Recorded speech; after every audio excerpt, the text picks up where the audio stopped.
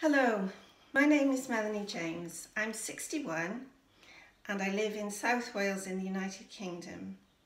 4.5 years ago I had breast cancer and I want to record information to help other breast cancer sufferers who may have just been diagnosed, and I've got all this information that I actually wrote a manuscript for a book over the last 4 years, but I haven't got it published, so I thought I'd use that material to share with you on video.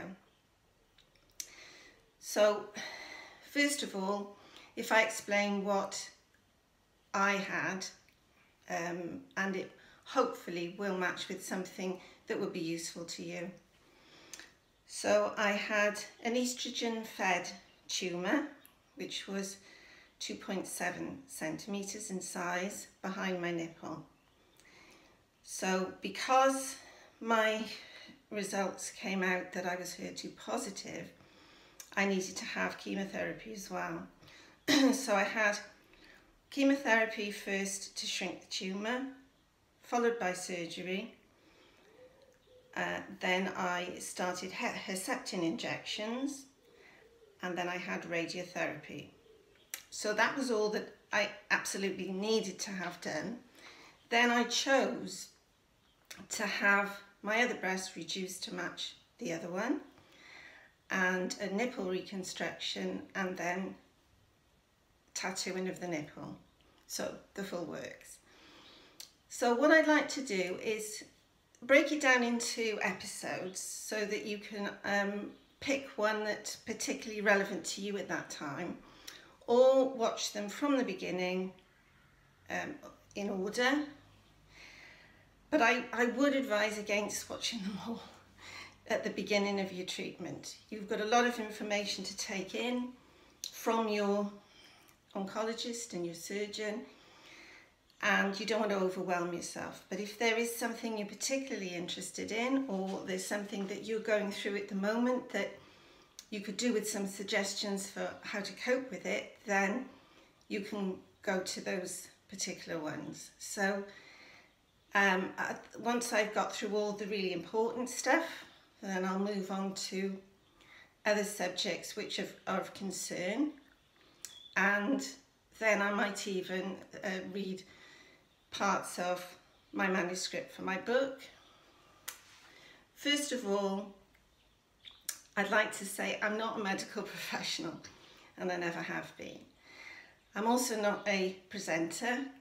I've never done that before, but I think because particularly at the moment with lockdown that we've all been through or are going through, that it's worth having a go. It's worth sharing that information, and for people to see a face, hear a voice, and feel a little bit more connected than just reading a book. So that's my idea.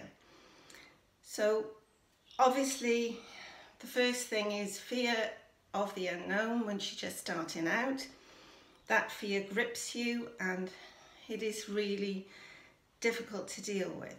But what I want to say is, here I am 4.5 years later.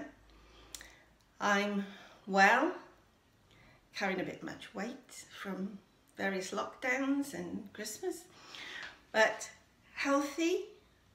Recently had, back in November, had another all clear letter following a mammogram to say nothing of concern, which, you know, is absolutely wonderful. And I've got my own hair. These are my lashes, and there are eyebrows, but I've drawn my own on. So I just want to help you to look forward to the time when you're through it and you're out the other side. So what I'm going to do is read a list of the episodes that I'm planning. So the first thing is make a plan, take some control. Then another one is tell people what you need. An episode on self-care, complementary therapies, and those what can help you, what can help me, and take from that what you would like. How charities can help you. Obviously focusing on the ones that help me, but just as an example. Then a chapter on lessening the side effects of chemotherapy. Also chemotherapy, what to expect. And then an episode on whether to work or not, which is a very individual thing, but I did, and there are pros and cons, and I think I can share those with you, and that would be helpful. Exercise, you know, what to do, and also distractions to take your mind off what you're going through. An episode on Herceptin and mugger testing, to test how your heart is dealing with that. I'm going to talk about the 7 stages of grief, because even though you haven't lost someone in death, you have lost someone in that you've lost your peace of mind, you've lost that carefree person, and you go through a similar sort of set of emotions. I'm going to talk about clinical psychology and how that can help. Then I'll talk about the district nurse coming and injecting yourself. We'll go on to talk about surgery. Obviously that will be different in every case. I will talk about mine, and I will talk about friends that have shared their experiences with me. I'll talk about finding a suitable bra and clothing after you've had your surgery, then radiotherapy, then planning trips and mindfulness, thinking positive about the future. I'll talk about breast reduction, the choices that you may have available to you, also nipple reconstruction, which is amazing, and the tattooing and all the tattooing that they can use as well. Talk about nutrition to aid immunity, because we all know now that what you eat can make a big difference to your health, and particularly if you are having surgery or chemotherapy, any sort of treatment, if your immune system is boosted, you will recover quicker, you will feel better sooner, and your scars will heal faster.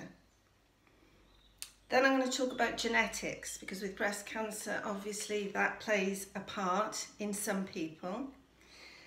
I'll talk about tablets, medication that you will be put on after you've finished your chemotherapy, which will be, as in my case, it is estrogen fed. So I can't speak to other types, but I think usually there isn't medication. And then I'm going to do some demonstrations. So I will talk about eyelashes and share my journey from losing them back to getting them nice and thick again. How I make my hair look thicker than it really is, and eyebrows. These are not tattooed, these are just drawn on with a brush and some gel colour. So that's what to expect. Now, 1 in 7 women will get breast cancer in their lifetime. That is a lot of people. And most of us know someone who has had breast cancer or maybe going through it now. So we need to help each other. We need to share useful tips. But in lockdown, it's very difficult. You can speak to them on Zoom, but it's not the same as just being around them naturally and information coming out. I was very fortunate that I had 2 what I would call mentors. One I'd worked with several years before, Caroline, and then someone I was working with at the time of having my diagnosis and going through the treatment, also called Caroline, Caroline B.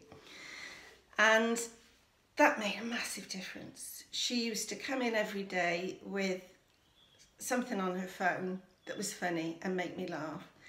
And if I had questions, then I could ask her and she could tell me what her experience was, although it was quite different.